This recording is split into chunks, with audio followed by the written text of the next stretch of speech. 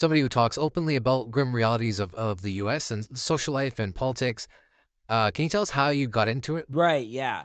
Well, I was always trying to raise these points, but through a level of artifice and irony. Like I was trying to do it through comedy. Um, and after October 7th, I made this analogy where I was like, I have this roommate that I like essentially torture all the time. And today he punched me in the face. And I'm like, what the fuck, man? You know what I mean?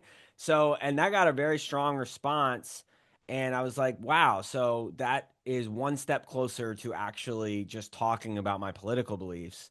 So then through that, I was like, all right, well, what if I just told people that I thought this was apartheid and that this was just a wing of imperialism, you know, at least as it relates to the United States.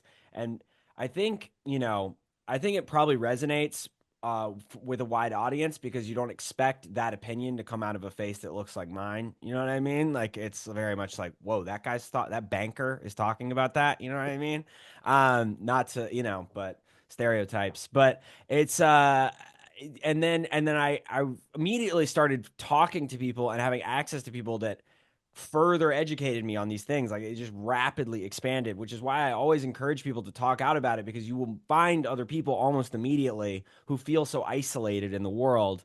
And they're like, oh, well, if you think this, you should read this. You know what I mean? And then like, it's like, um, have you ever seen those time lapse footage of flowers growing and stuff like going really fast over the course of it feels like that's happening in your mind, like vines are growing in every direction automatically. Whereas, like, if you don't speak out, you're just kind of rooting around in the dark, trying to find. But, like, if you invite, I mean, granted, you're also inviting Zionists into your life that are going to threaten your life. You know what I mean? But 90% of it is going to be people who are very well meaning and really want a better world and they are curious, So I mean, that's the reason we're talking right now, is like we share a lot of the same ideology and beliefs. Where can people find you, like on social media and just your work in general?